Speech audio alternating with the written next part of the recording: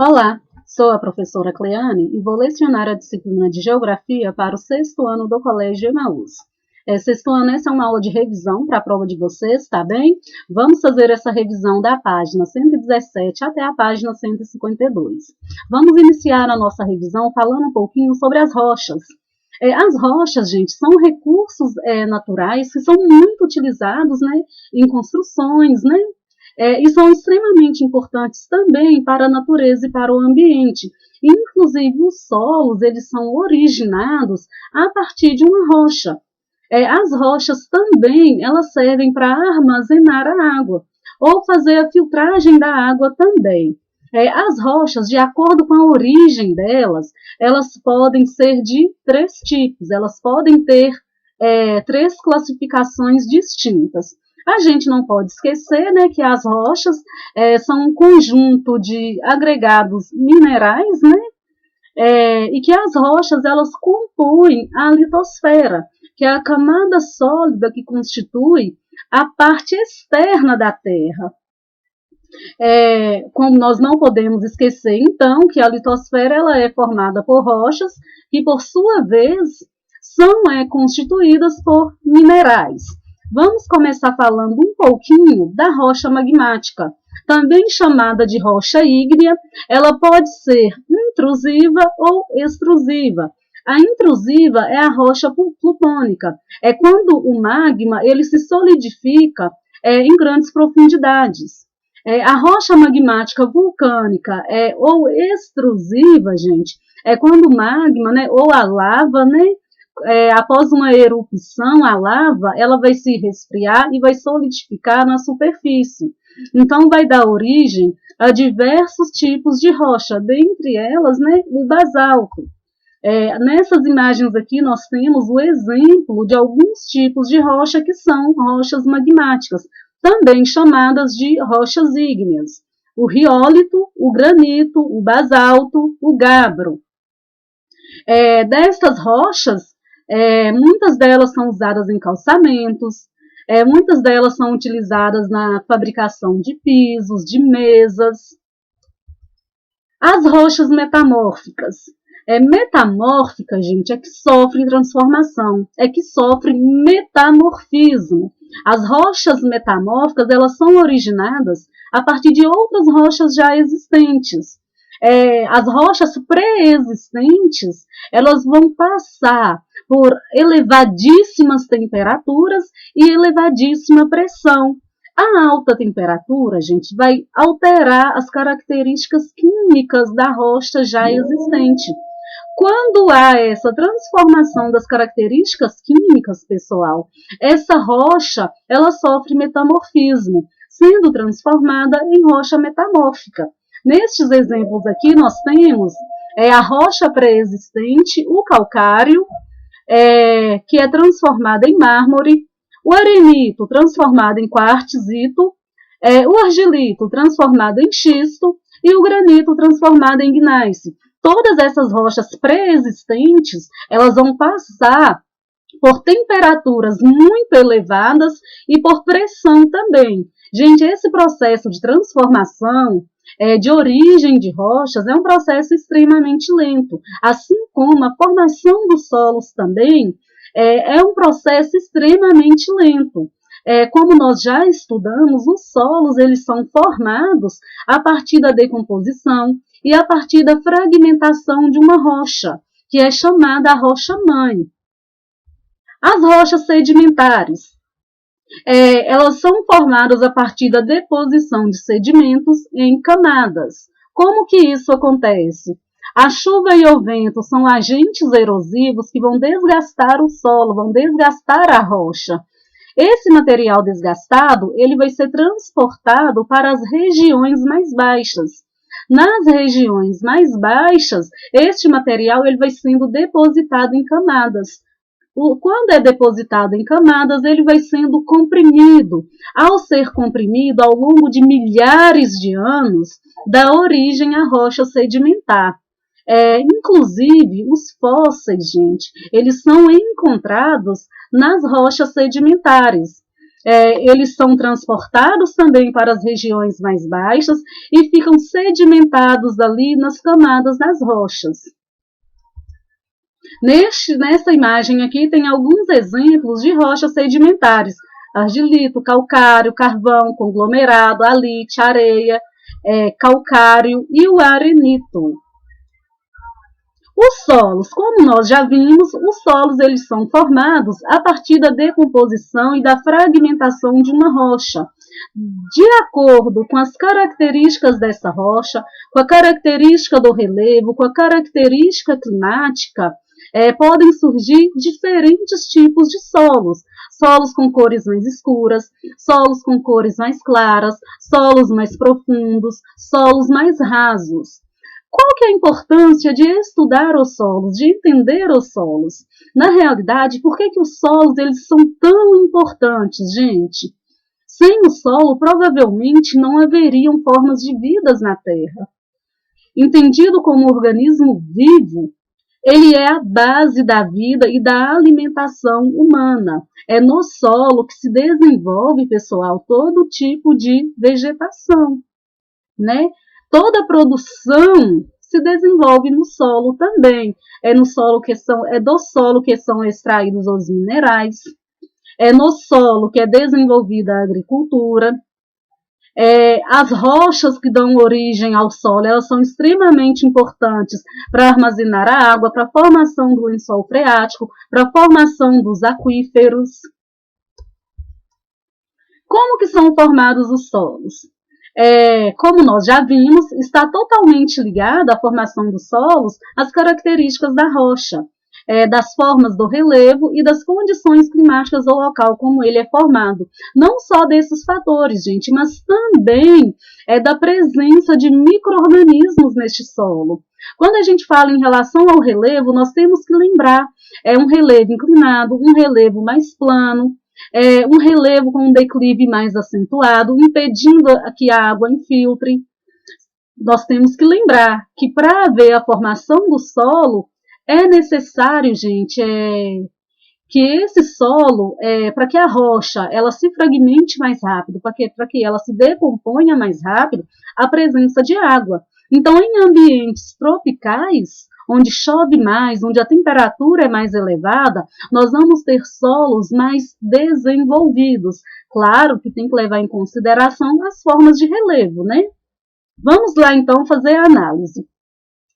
Neste passo 1, nós temos o leito rochoso começa a se desintegrar, ou seja, a rocha, né, a rocha sã, chamada também de rocha-mãe, é aquela rocha que dá origem ao tipo de solo. Neste passo 2, a matéria orgânica facilita a desintegração da rocha, ou seja, a matéria orgânica presente aqui no horizonte A e no horizonte O ainda não está formado, mas presente aqui no horizonte B vai facilitar a fragmentação e a desintegração da rocha. Neste passo 3, observem, nós já temos o horizonte C. O horizonte C é a fase de transição, tá? É a rocha já fragmentada. Nós temos matéria-prima e temos o horizonte A. O horizonte A é aquela camada do solo que tem a presença de matéria orgânica e também de minerais. Observem aqui que nesse passo 4, nessa etapa 4, nós temos o solo desenvolvido já, um solo amadurecido, né, mais desenvolvido, sustentando uma vegetação mais densa. Observem que as raízes dessa vegetação, inclusive, são bem mais profundas. Observem aqui que nós já temos os perfis do solo já bem desenvolvidos, os horizontes, né, na realidade. Nós temos a camada, a rocha-mãe, que deu origem ao solo. Nós temos o horizonte C, que é a rocha sendo fragmentada, já é a rocha fragmentada. Nós temos o horizonte B, com presença de matéria orgânica e de minerais. Nós temos o horizonte A, com uma presença maior de matéria orgânica e uma presença menor de minerais. E temos também o horizonte O, no caso, É essa camada bem fininha aqui, onde tem a presença de matéria orgânica, onde tem a presença de humus, onde a vegetação ela se desenvolve. Nessa imagem aqui, mostrando novamente para vocês, né, os horizontes de um solo. Os horizontes é como se pegasse um solo, gente, e cortasse ele para poder visualizar cada camada deste solo. Desde a rocha matriz, né, desde a rocha mãe, que deu origem a este solo, até a sua camada mais superficial.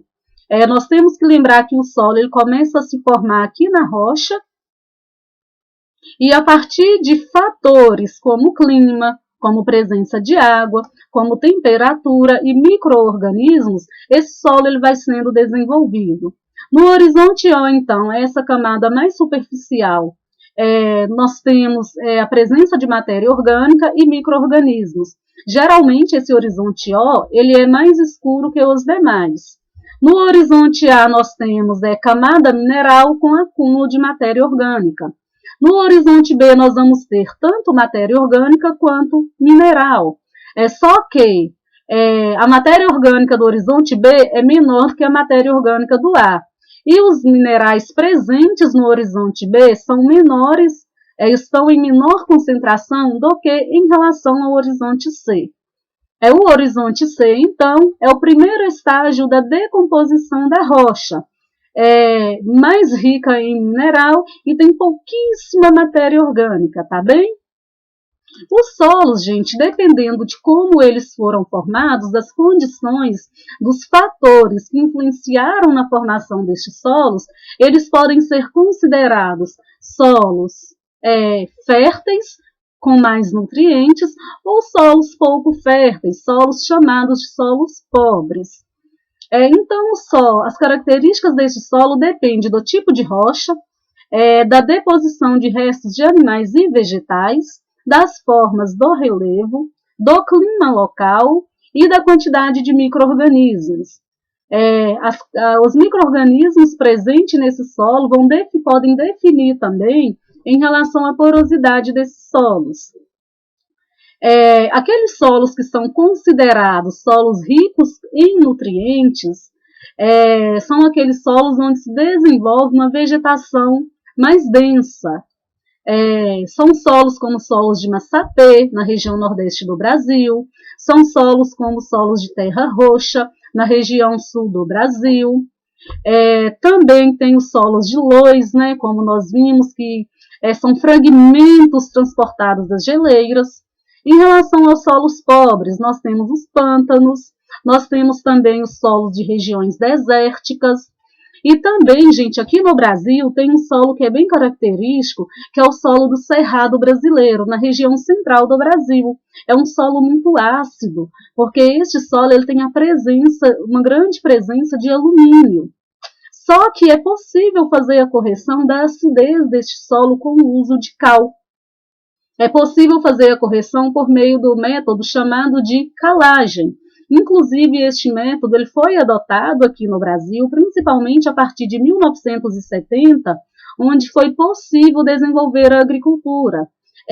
Então, na região central do Brasil, nós temos o desenvolvimento de grãos, né, o cultivo de vários grãos, dentre eles a soja, desenvolvida em um solo considerado pobre, no caso, solos do Cerrado, com uma grande concentração de alumínio.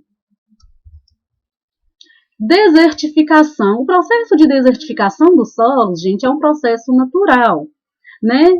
Pode acontecer de acordo com as variações climáticas, mais chuva, menos chuva, temperatura elevada. Porém, a ação humana, a interferência do ser humano sobre o solo, pode influenciar neste processo e acelerar este processo. De que maneira? Realizando queimadas, realizando desmatamento, deixando o solo exposto aos agentes erosivos. Né?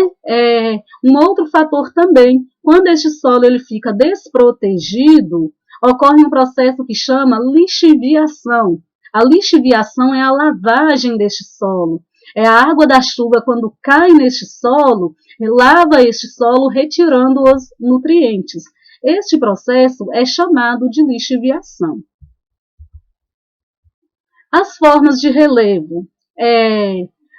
O relevo, pessoal, são essas irregularidades, as variações que existem na superfície terrestre, as diferenças de altitude, alto e baixo.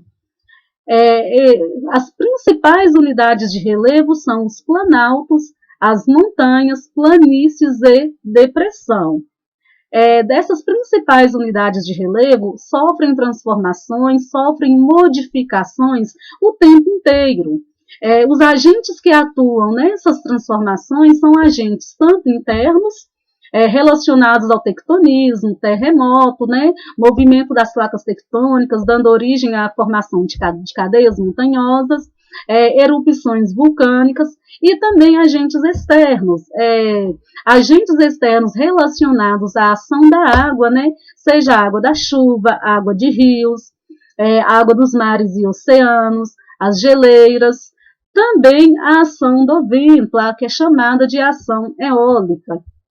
Além desses agentes naturais, pessoal, tem também a interferência humana sobre o relevo. O ser humano se apropria dos locais, se apropria dos espaços para desenvolver as suas atividades. E um desses espaços são as formas de relevo. Então, o relevo também vai influenciar na forma como o ser humano vai fazer a ocupação de determinado local. As principais formas de relevo são planalto. O planalto ele se caracteriza por ser mais elevado do que as regiões vizinhas. Geralmente o planalto ele tem um topo mais aplanado, com variações e ondulações. No planalto existe um processo erosivo, um processo de desgaste. Então os planaltos são chamados de regiões que estão em destruição. Também podem ser chamados de platôs. O material que é desgastado aqui nos planaltos são transportados para as regiões mais baixas. Nós temos também as depressões. A depressão é aquela área mais baixa do que o seu entorno, como exemplo os lagos, como nós já vimos. Todo lago é uma forma de depressão. Quando a depressão ela está abaixo do nível do mar, gente, ela é chamada de depressão absoluta. Quando ela está acima do nível do mar, ela é chamada de depressão relativa. Nós temos também a montanha. A montanha ela é formada tanto pelo movimento das placas tectônicas, pelo choque das placas tectônicas, o movimento convergente, também podem ser formadas pelas erupções vulcânicas. As planícies são as regiões mais baixas do relevo, mais aplanadas também. As planícies são consideradas formas em construção, porque todo o material que é desgastado nas partes mais altas é transportado e depositado nas regiões mais baixas, nas planícies. Então, as planícies é o local onde recebe sedimento, onde há deposição de sedimento de material. A dinâmica do relevo. Como nós já vimos, o relevo ele sofre transformações e modificações constantemente. Os agentes que atuam nessa transformação são chamados de agentes internos e externos. Os agentes internos eles estão relacionados à dinâmica interna da Terra, movimento tectônico, terremotos, vulcões. Os agentes externos eles estão relacionados à água, à chuva, ao vento, às geleiras, à água do oceano, aos rios e também à ação humana. Os agentes externos eles ocasionam o intemperismo e a erosão, seguida pela sedimentação. Vamos entender isso melhor daqui a pouquinho. No intemperismo, gente, que é a decomposição da rocha ou a fragmentação da rocha, ele pode acontecer de 3 maneiras distintas. O biológico, que é ocasionado por seres vivos, micro-organismos. No caso aqui dessa imagem, nós temos a raiz de uma árvore crescendo dentro de uma rocha. Nós temos o intemperismo físico, que está relacionado à variação de temperatura. Geralmente, esse tipo de intemperismo físico ocorre mais nas regiões desérticas, nas regiões de temperaturas elevadas, né? E nas regiões de clima semiárido também. E temos também o intemperismo químico, que é quando há a presença de água. A água ela decompõe a rocha ou altera as características dessa rocha.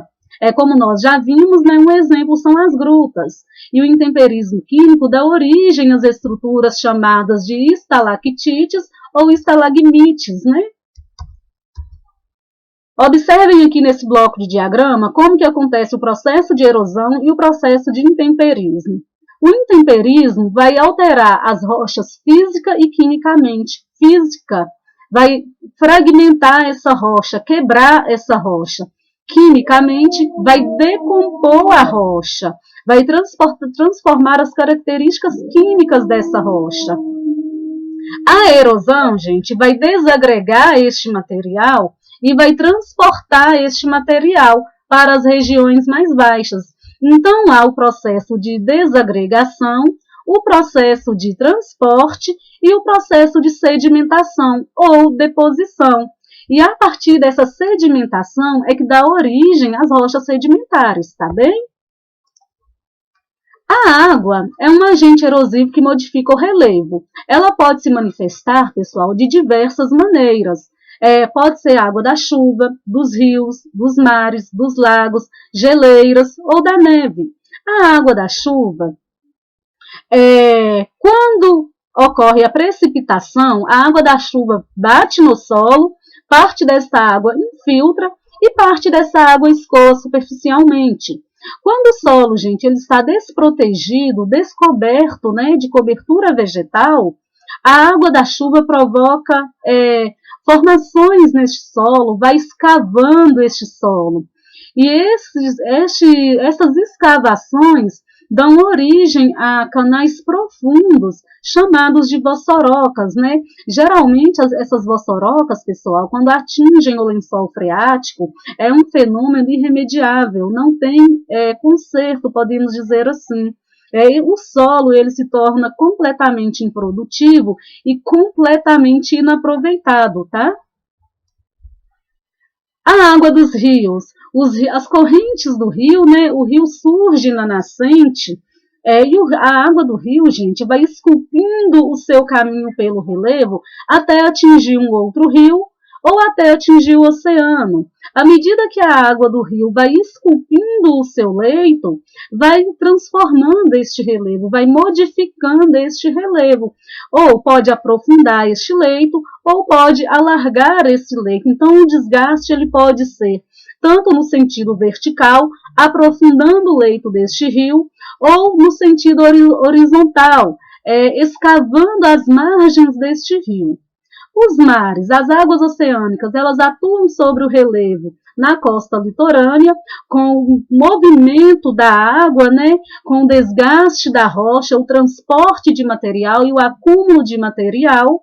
E este movimento da água dos oceanos dá origem a algumas formas de relevo, como praias, como litorais, como as restingas, como as falésias também. Já pararam para pensar como as praias são formadas?